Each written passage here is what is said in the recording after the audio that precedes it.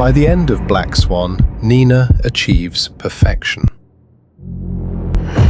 But what if I told you that perfection didn't just break her, it's what killed her?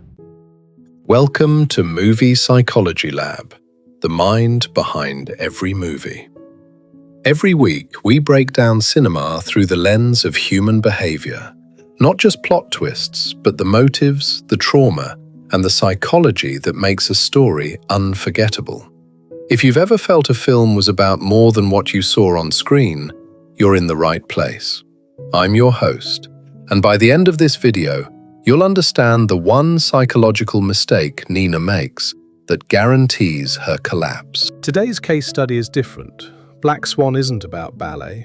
Ballet is just the stage, the costume, the distraction. The real drama is happening in the mind. This is a film about identity, control, and what happens when the self, the fragile, constructed self, splits in two. To understand how Nina breaks, we first have to understand what she was built from. Nina Sayers is a principal dancer in a prestigious New York City ballet company. She is also a grown woman living in a child's bedroom.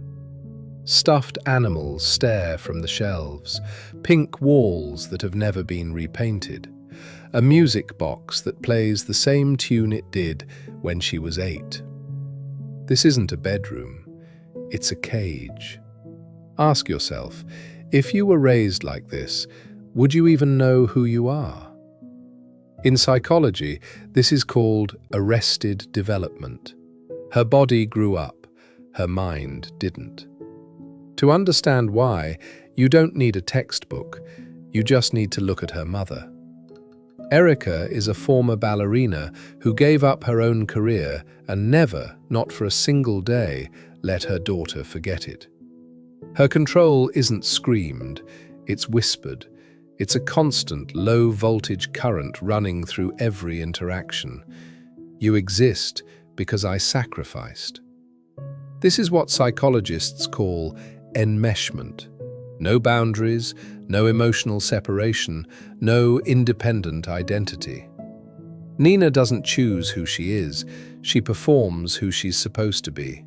The perfect daughter, the perfect dancer, the perfect girl. Now take that person and give her the role of a lifetime, a role that requires everything she has been forbidden to be: desire, aggression, sexuality, freedom. What happens when the cage door is opened? Sigmund Freud had a simple, powerful model for this internal war. The id, primal desires, the instinct, the I want it now. The superego, internalized control, the parent, the perfectionist, the you should. The ego, the fragile mediator, the self, struggling to balance the two. Nina is all superego, perfection, control, obedience. But the role she's been given, the Black Swan, demands the id. It demands chaos, seduction, and a loss of control. And that's where everything begins to fracture. And then there's Lily.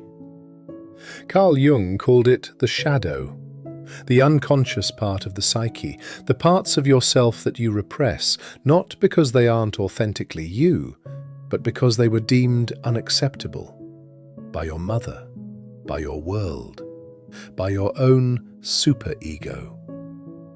So when Nina looks at Lily, she isn't just seeing another person, she's looking into the dark mirror of her own psyche.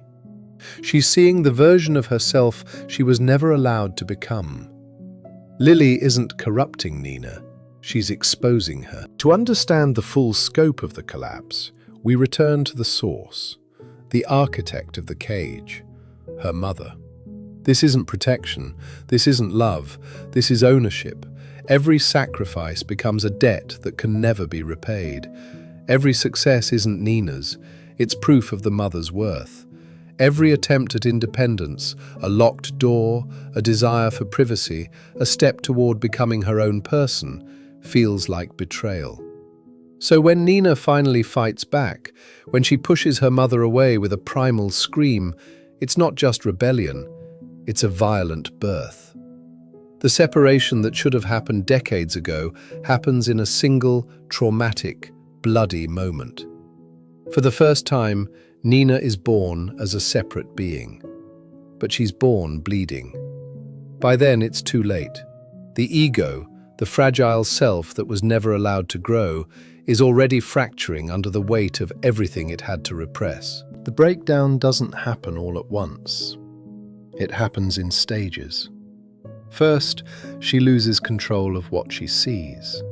Second, she loses control of who she is. Finally, she loses control of her body. At this point, Nina isn't losing control. Reality isn't stable anymore, and she has no way of knowing what's real. This isn't just stress. This is a full psychotic break. Opening night. Nina is bleeding. She has stabbed who she believed to be Lily, a hallucination, a shadow made flesh. Her grip on reality is gone, and she walks on stage anyway.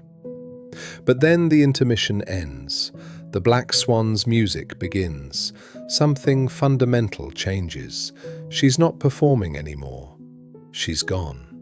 The ego is gone. There is only the role. The fear disappears. She stops fighting herself, and in that surrender, for the first and only time in her life, she isn't fractured. She's whole. Her body, bleeding, wounded, transforms on stage. She grows wings. She is the Black Swan. Not because she mastered the role, but because she lost herself inside it. Because this isn't just Nina's story. This is what happens when you spend your life trying to be perfect for everyone else. Nina didn't lose herself. She was never allowed to become one.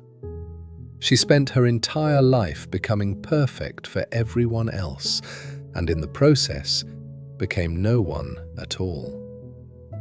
Because the real danger isn't failure. It's succeeding. It's becoming exactly what everyone else wants you to be and realizing that what you've become isn't you.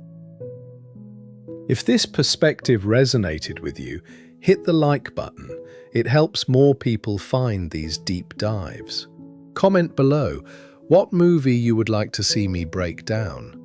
If you see movies differently now, you're exactly who this channel is for. This isn't just movie analysis, this is understanding people. Subscribe and hit the bell, because every story has a psychology behind it. Thanks for watching Movie Psychology Lab. Next time, we're going from the ballet to the boardroom, the social network, the psychology of rejection and the obsession that built an empire. Take care of yourselves and take care of your shadows.